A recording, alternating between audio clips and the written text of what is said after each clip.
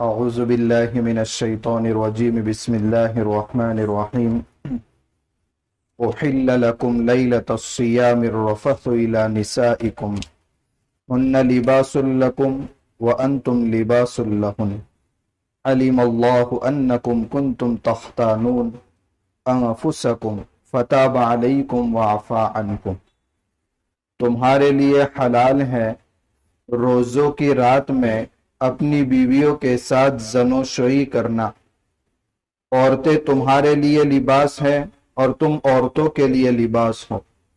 اللہ تعالیٰ کو معلوم ہے کہ تم بذات خود اس حکم میں کوتاہی کر رہے ہو، لیکن تم نے توجہ کی تو اللہ تبارک و تعالیٰ نے تمہاری توبہ بھی قبول فرمائی اور اللہ نے تمہیں معاف بھی کر دیا۔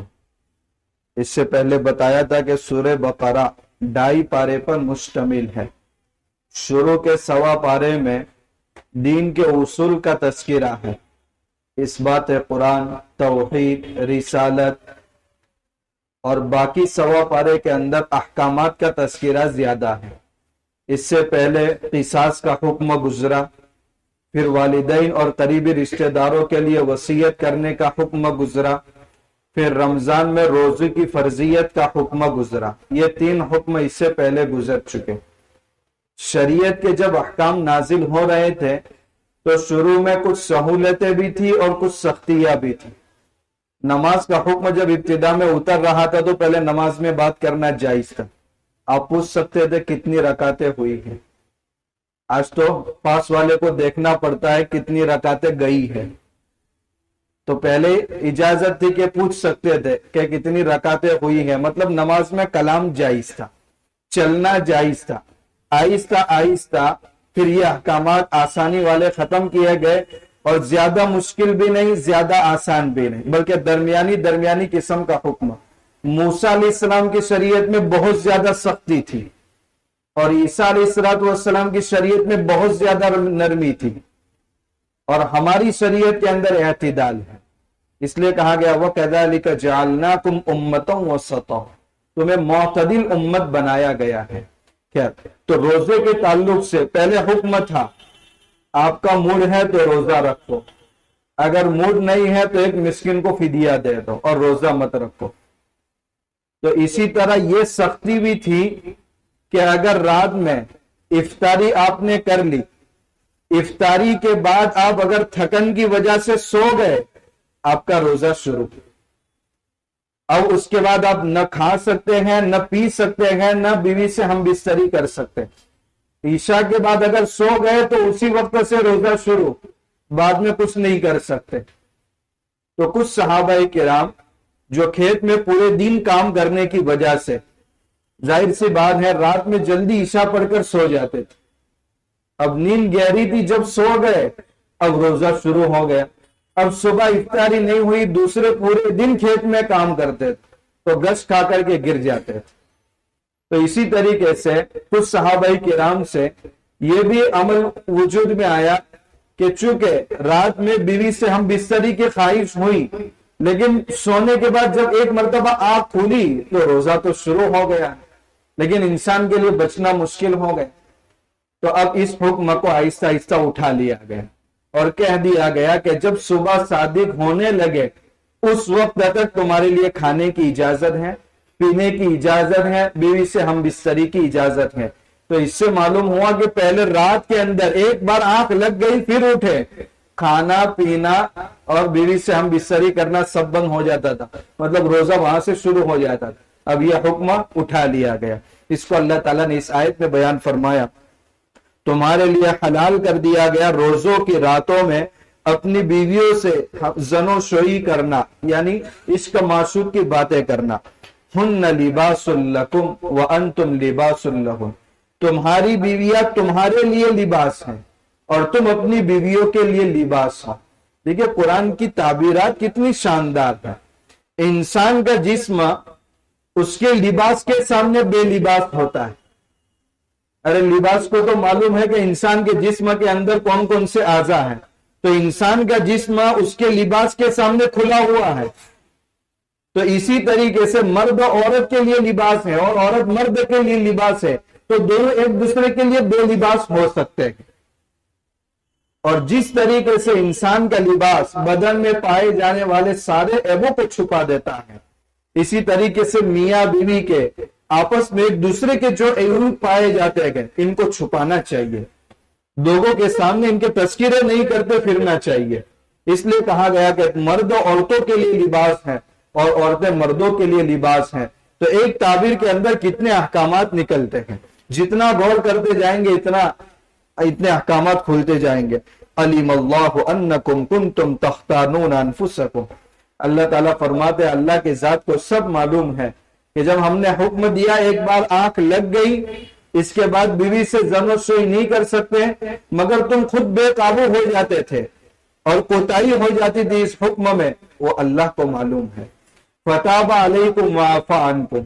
بہت سارے یہ کام ہونے کے بعد اللہ کے نبی کی بارگاہ میں آئے اور کہا یا رسول اللہ ہم سے یہ کام ہو گئے. تم نے دل کے ندامت سے آنسو بہائے، اللہ تعالیٰ نے تمہاری توبہ بھی قبول کی، وعفا عنکم، اور اللہ نے تمہیں معاف بھی کر دیا.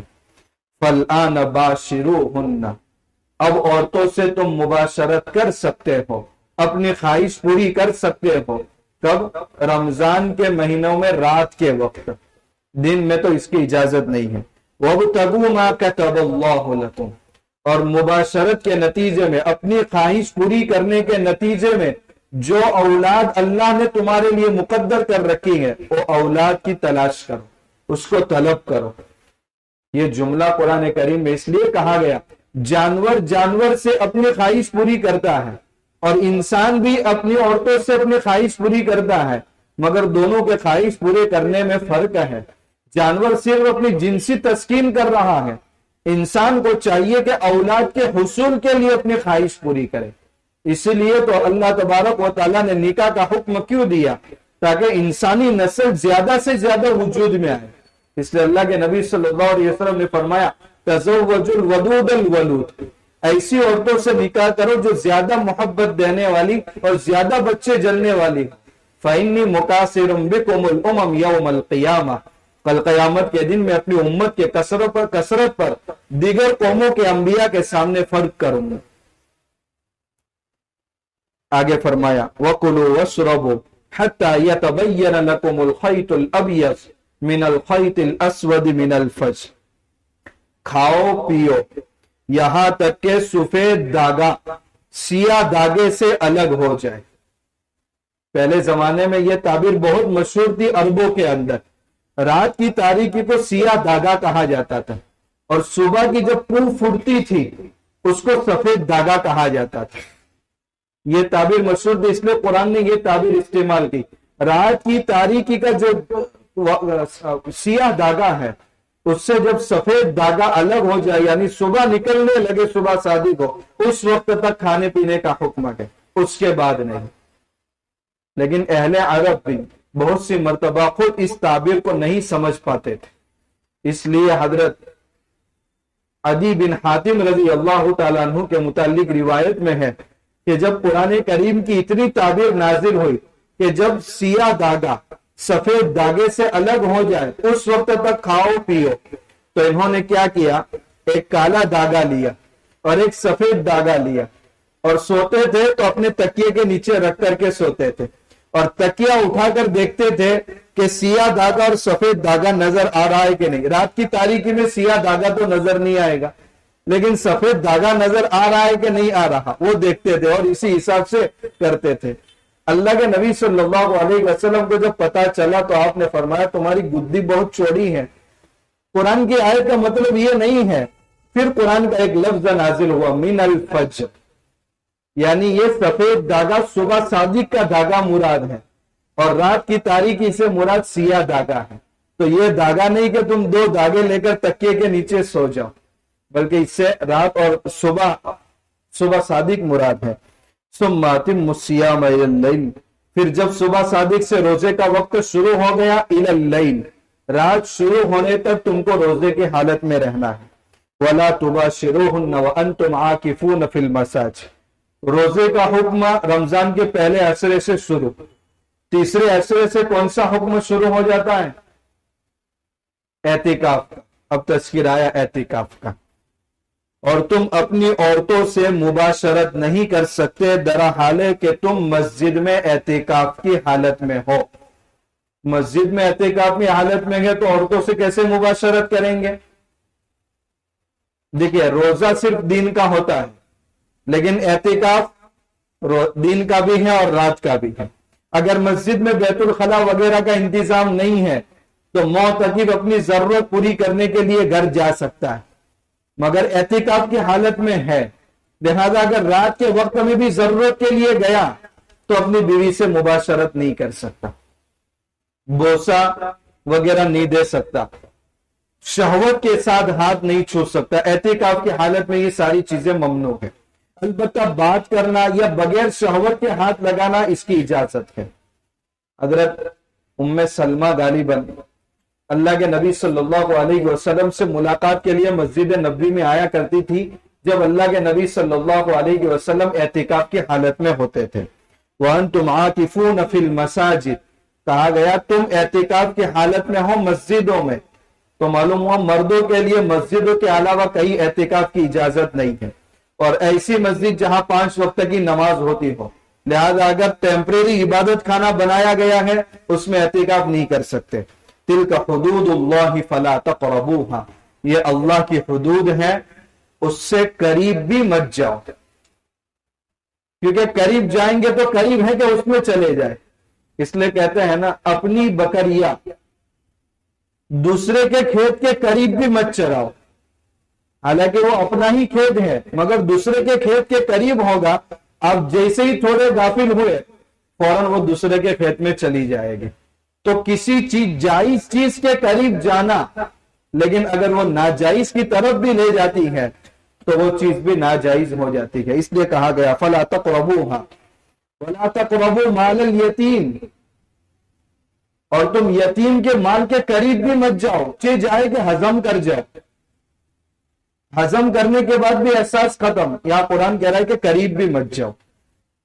اب ایک حکم یہ بتایا گیا، آگے 5ویں نمبر کا حکم ہے، رمضان میں روزے کی حالت میں حلال کھا سکتے ہیں، روزے کی حالت میں حلال چیزیں کھا سکتے ہیں، تو 30 دن حلال چیزوں سے رمضان میں رکنا ہے، یہ 30 دن کا روزہ۔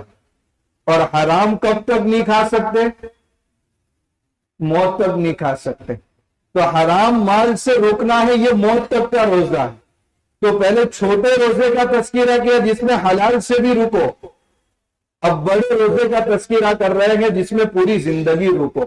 یہ بہت سے لوگ جو یہ کہتے ہیں کہ قرآن کی آیات میں ربط نہیں ہے، ایک بات کا تذکرہ چل رہا ہے پھر دوسری بات شروع ہو گئی، ابھی روزے کا تذکرہ چل رہا تھا، اب کہا گیا تم آپس میں ایک دوسرے کے مال کو باطل طریقے پر مت کھاؤ، ظلم کر کے غصب کر کے مت کھاؤ۔